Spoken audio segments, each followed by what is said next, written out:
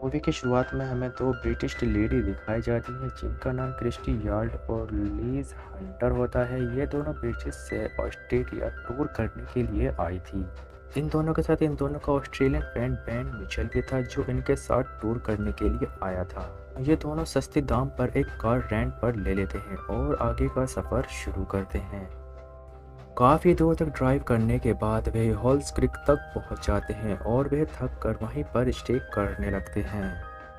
अब रात को स्टे करने के बाद सुबह होते ही वे वहां से निकल जाते हैं और काफ़ी दूर तक ड्राइव करने के बाद वे एमो क्रिक तक पहुंच जाते हैं।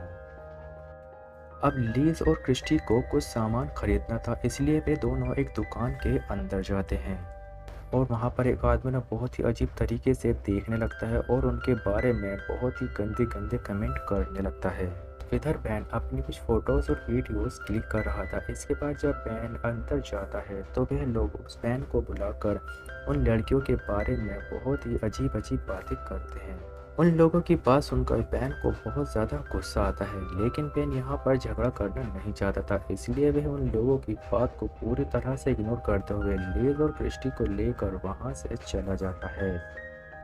अब इसके बाद वे आगे का सफ़र तय करते हैं और आगे चलने के बाद वे फाइनली वुल्फ क्रीक तक पहुंच जाते हैं। दरअसल वुल्फ क्रीक एक पार्क है जहां पर टूरिस्ट वहां पर एंजॉय करने के लिए आते हैं। एंजॉय करने के बाद जब वे लोग अपनी कार की तरफ वापस आते हैं तो उनकी कार स्टार्ट ही नहीं होती। अब वे तीनों कार को स्टार्ट करने की कोशिश करते हैं लेकिन उनकी कार स्टार्ट नहीं होती, इसलिए वे तीनों मिलकर डिसाइड करते हैं कि वे आज रात यहीं पर ही स्टे करेंगे और रात में वे उसी ट्रक के अंदर रुक जाते हैं और आधी रात के बाद उनकी तरफ एक लाइट आती हुई दिखाई देती है। दरअसल वे लाइट एक ट्रक से आ रही थी और वह ट्रक उनके पास आकर रुक जाता है। अब उस ट्रक से एक आदमी उतरता है जिसका नाम मिक ट्रेलर होता है और वह उन लोगों की मदद करने के लिए आया था। और अब वह उनकी कार को देखता है और वह कहता है कि मैं इस कार को ठीक कर सकता हूँ, लेकिन इसे ठीक करने के लिए मेरे पास इसे ठीक करने के टूल्स नहीं हैं। और वह उनसे कहता है कि मैं इस कार को ठीक कर सकता हूँ, लेकिन इस कार को मैं अपने घर तक खींच कर ले जाऊँगा और वहाँ पर इसे ठीक कर सकता हूँ। अब थोड़ी देर सोचने के बाद वे लोग उसकी बात मान जाते हैं क्योंकि रात में उनके पास कोई और ऑप्शन नहीं था। और अब वह आदमी उस कार को अपने ट्रक के पीछे बांध कर उन्हें अपने घर ले जाता है। अभी तीनों अपनी कार के अंदर ही थे और रात होने की वजह से वे तीनों कुछ भी नहीं देख पा रहे थे कि मिक उन्हें कहाँ पर ले जा रहा है। उन्हें काफ़ी टाइम हो गया था चलते चलते और अब फाइनली वह मिक के घर पहुँच जाते हैं। अब मिक उन्हें पीने के लिए पानी देता है और उनसे बहुत ही अजीब अजीब बातें करने लगता है। मिक उनसे कहता है कि वह पहले एक हंटर था जो कि सुअरों का शिकार करता था और वह कहता है कि मैं अब भी एक हंटर ही हूँ, लेकिन अब मैं टूरिस्टों का शिकार करता हूँ। अब वे मिक की इस इनडायरेक्ट बात को समझ नहीं पा रहे थे और हम देखते हैं कि थोड़ी ही देर बाद वे तीनों बेहोश हो जाते हैं। अब यहाँ पर हमें पता चलता है कि मिक ने उन्हें किडनैप करने के लिए उनके पानी में बेहोशी की दवा मिला दी थी, जिसकी वजह से वे तीनों वहीं पर बेहोश हो गए थे। और अगली सुबह जब लीज को होश आता है तो वह अपने आप को बंधा हुआ पाती है और उनका सामान भी बिखरा हुआ पड़ा था और वहाँ पर लीज के अलावा और कोई भी नहीं था। अब लीज वहाँ पर चिल्लाने लगती है और काफ़ी देर तक चिल्लाने के बाद लीज को वहाँ पर कोई भी दिखाई नहीं देता, जिसकी वजह से लीज अपने आप को फ्री करने की कोशिश करती है। अब लीज अपने आप को फ्री करने के लिए कांच का टुकड़ा लेती है और उस कांच के टुकड़े से अपने आप को फ्री कर लेती है और वहाँ से बाहर निकल जाती है। अब लीज बाहर आकर अपनी कार को देखती है जिसके पार्ट्स को मिक ने खोल कर रख दिया था। अब लीज वहाँ पर कुछ सामान पड़ा हुआ देखती है जिस पर खून लगा हुआ था, जिसे देखकर लीज बहुत ज़्यादा डर जाती है और वहाँ से भागने लगती है। और तभी उसे क्रिस्टी के चीखने की आवाज़ आती है और वे भागने के बजाय क्रिस्टी को जाकर देखती है। लीज वहाँ पर जाकर देखती है कि मैं क्रिस्टी को बहुत ज़्यादा टॉर्चर कर रहा था और वहाँ पर और भी इंसानों की बॉडी पड़ी हुई थी। यहाँ पर लीज ये देखकर समझ आती है कि मिक ऐसे ही टूरिस्टों को किडनैप कर कर उन्हें टॉर्चर कर कर उन्हें जान से मार डालता है, लेकिन वह क्रिस्टी को ऐसे ही अपनी आंखों के सामने मरते हुए नहीं देख सकती थी, इसलिए वे क्रिस्टी को बचाने के लिए एक प्लान बनाती है। अब लीज वहाँ पर एक कार में आग लगा देती है जिससे वहाँ पर धमाका हो जाता है और मिक भी वहाँ पर आ जाता है। अब मिक चारों तरफ देखता है लेकिन उसे कोई भी दिखाई नहीं देता, इसलिए वह आग को बुझाने लगता है। और इसी मौके का फ़ायदा उठाकर लीज क्रिस्टी के पास पहुंच जाती है और उसे फ्री करने की कोशिश करती है।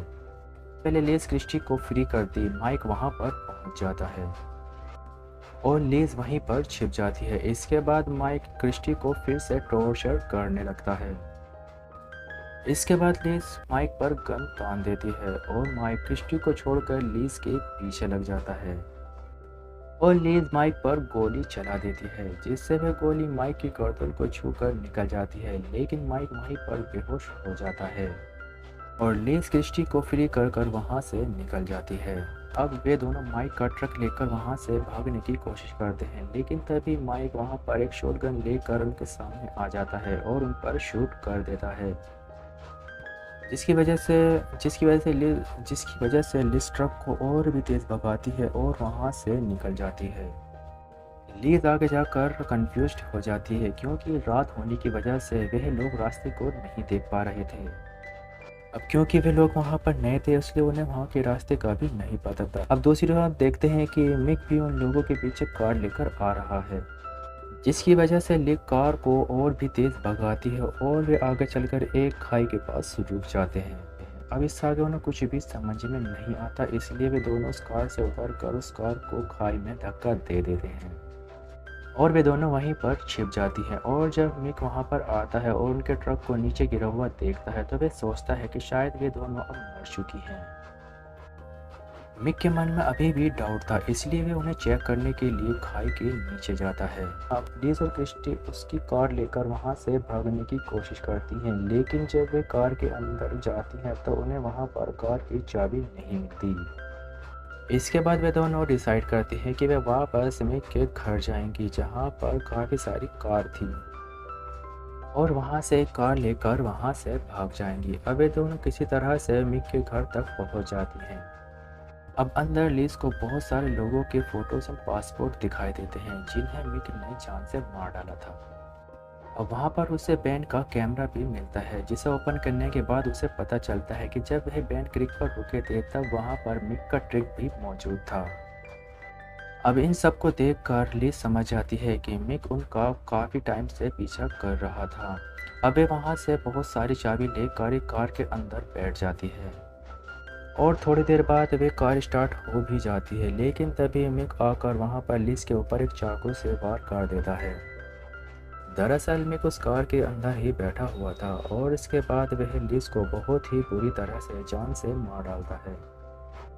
दूसरी तरफ क्रिस्टी भी ये सब होता हुआ देख रही थी और ये देखने के बाद वे बहुत ज़्यादा डर कर वहाँ से भाग जाती है और पूरी रात भागने के बाद वह एक हाईवे रोड पर रुक जाती है।